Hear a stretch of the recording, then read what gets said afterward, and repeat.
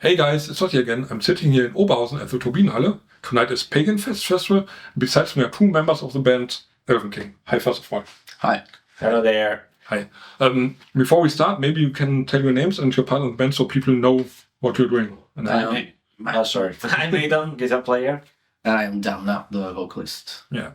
And as I told you before, we have done some mail interviews in the past, but this is the first time we talk in person. So maybe for the people outside, I have many people who even are no metalheads or don't dig into every band. So you can tell to someone who never heard of you, what's ELVENKING all about? What's it all about? It's, well, we basically play a melodic metal, we can say that as a really, general idea.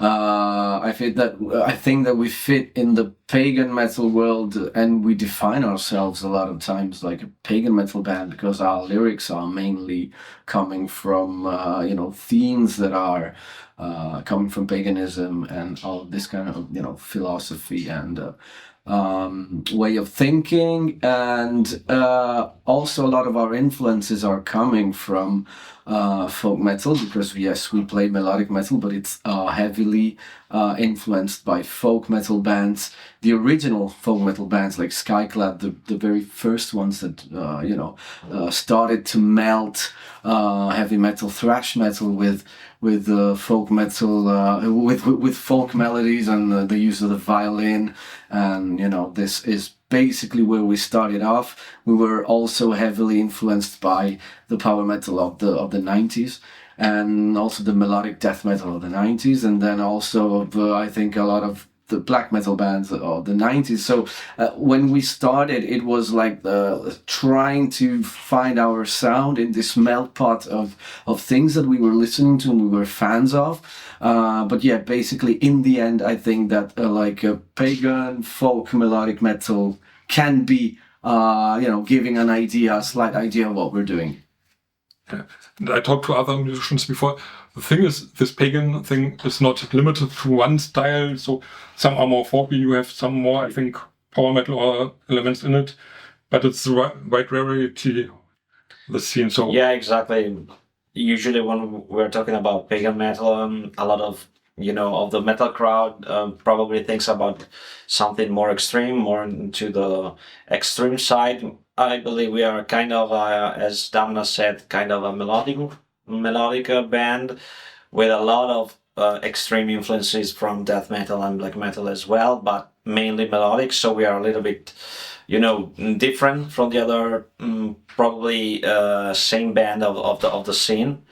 And I don't want to say unique, but we are always trying to find our own sound. So we kind of not the typical folk pagan band, because probably we have a lot of different influences, including the melodic one, but a lot of the extreme one. And as said, everything started because we really dig Skyclad, the originator of folk metal back in the 90s. And we had also a close relationship with Martin Walker and the other guys. So, yeah. And I think your name mentions it. There's also a big fantasy influence, probably in your lyrics at least. Yeah, exactly. I would say that in the very beginning of the history of the band, we were heavily influenced by fantasy literature, but a lot of also folklore from the regions where we are from, because yes, we are from Italy, but not from the sunny Italy, because we live in the mountains close to Austria and Slovenia. So there is a lot of folklore, a lot of folkloristic traditions, stories, chants and stuff. Still, the name ELVENKING is from The Hobbit, from Tolkien, so very typical from when we were really young, I would say, but still we are a big fan nowadays. Yeah.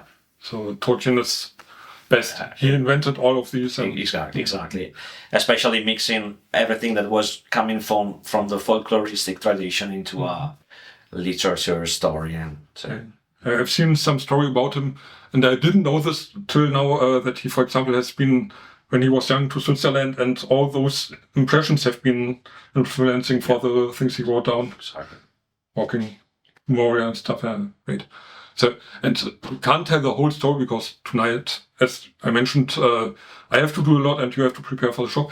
But maybe you can tell me at least 2 or 3 turning points from your founding, and I think in 1997 to now. What have been the most important points? Well, yeah, when we started, as I said, we tried to find our own way, our own sound, which was not that easy at the very beginning. And I think that the idea, you can have the idea of this with our first album, which is very unique and very particular, but it was a bit difficult for us to find our, a sound that we could call the ELVENKING sound, with all of these influences, with all of the things that we were going through since we were very young, and we still didn't know what was our identity as a band. I think that the real turning point was in 2013, wasn't it? With the Pagan Manifesto, was it 12 or 13? 14, yeah. 14. I don't remember. Well, with the album The Pagan Manifesto, I think that we really had a turning point there, because after a lot of wandering with the albums that followed the first one, especially with albums like The Scythe, doing a slightly more like heavier album, and then with the Red Silent Tides, with which we made a really more melodic album. After all of this wandering, in throughout all of the influences, throughout all of the shades of our sound, we really decided to get a hold of what we're doing, and finally do an album that could set like a turning point, as you call it. And we said, with this album we want to be sticking to what will be the ELVENKING sound, that is bringing all of the good stuff that we made in the first album, in the really early years of the band, back to those roots, and do something that is really consistent, that is not just wondering if we want to make a melodic album, if we want to make a heavier album. No, we just wanted to stick to our sound and be ELVENKING 100% from that point on. So I think that with the Pagan Manifesto we set that bar, and from there we followed that, and I think that it was really a good move, because it's good to be like experimenting and doing things and so on, but it's when you do that, it's easy to lose contact with who you are as a band. It's easy to lose control, and we just decided to get back the control of the band, of the sound, and I think that was the real turning point. And from there we followed on, and the second good important thing is that with the last 3 albums, including the one that is going to be released this year, we made a big project, this big concept story divided into 3 parts. So that was really important for us in our history. So the Read of the Rooms, it's like a trilogy, is it like this? Exactly. Because the second one, the current one, is a Rapture. Yes. Yeah. That's all written down, yeah.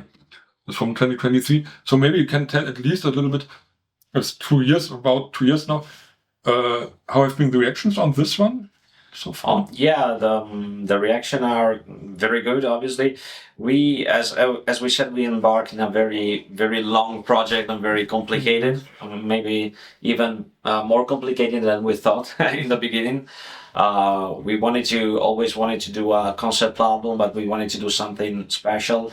And especially to do this, we needed to have the right story. And when we just talked about the story, immediately we realized it was not possible to fit it into one single album. So we decided to, split it into 3 chapters, like 3 movies or 3 books, something like that. So the work immediately, became a huge project. And so it's since 2018 basically that we are working on this project, and now finally we are coming to the very end with the release of the final chapter, Reader of the Runes Luna, which will be released in April. And the reaction of the first 2 chapters have been really, really awesome. They open up the doors for a lot of things, but I believe that people need this final chapter to close all the story, and probably I believe that this kind of work will be recognized a little bit better in few years from now, when looking back you can find these 3 albums as one big project. Probably will be recognized a little bit in his entire. Yeah, also because of the story, we split different songs in different moods and different atmospheres throughout the 3 albums. So if you look at it, if you look at the albums separately, you may find that one album is more, on a light side, let's say.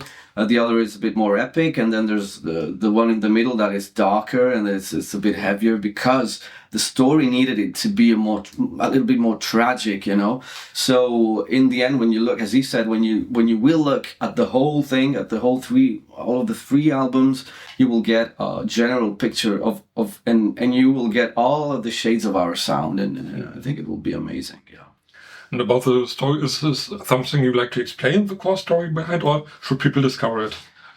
I think we need people to discover in the final chapter, because we cannot spoil the very end of the story, which is it is a pretty complicated story, but needs to be discovered now with the very last album, which will really reveal all the things around the 8 characters of the story. Who is the reader of the runes really, and who is the mysterious figure, which is Ethel or Luna. So there will be something to discover in the final chapter, as in any good movie, in its final part. That's right. And Luna is a good point, because I think yesterday was it released, or 2 days ago, the single, as it like it, or the video and the single, yesterday. But it's now released. So I have to ask. It's my youngest cat is called Luna as well. So what's Luna all about? It's a character, as you mentioned. Yeah. What kind of character is it? Luna is like a nickname. Can we say that? Yeah. I can say that. So it's like the nickname of the name with which all of the other characters were calling this Ethel character that we met in a song that was it was a digital single that was released between the previous chapter and this one. And here we get to know her better, and we get to know where she's coming from, why she has this nickname, and in the album we will get to know the relations of all of the characters with her and why we're talking about her. So yeah, it's going to be interesting. So maybe when the album is released, we can do some Zoom talk or something to get a little bit deeper into it. Absolutely. For tonight, we'll come to an end slowly, because, as I mentioned, there's lots to do for all of us. But I have 2 topics I want to talk about. One thing is, for example, I saw you at the Rage Against Racism in Duisburg. Sure. So, and no, I don't want to do too much politics today and stuff, but why was it important to you to play there at a festival like this? No, it was a good festival. We played twice, I believe. Once when it was very small and we headlined the festival, then we were happy to see that through the years that the festival grew up into something bigger. But with Destruction, right? Yeah, exactly. Last time, and it was very important because the guys, since the very first edition, they explain us what was the reason behind the festival, what it was against, the racism and so on. So we were very happy to play there, and it is also important for us to play for some important reason, or for these kind of events that kind of support things that we believe in. So it was very good. Yeah. No, not all bands do it like this, but I think it should be more nowadays. Yeah, absolutely. And the other thing I wanted at least to talk a little bit about, I've looked at your website, and you have this section for members, but also a big section for all the past members, and telling a little bit about them. So how did this come up? And I didn't see this on any other band's website in this big space. Why is it important to you to mention Well, that? I think that it came from our, as fans of heavy metal and all of the bands, and I think it came from all of the, I don't know if you remember all the trees that Iron Maiden made with all of their past members, that like this, it was on a, I think it was on Live in Darlington, or the real live one. I think. In the booklet, you could see this map with all of the actual members and all of the old members, and you're like, I'm figuring, oh, this was a guitar player on the first album. Where is he now?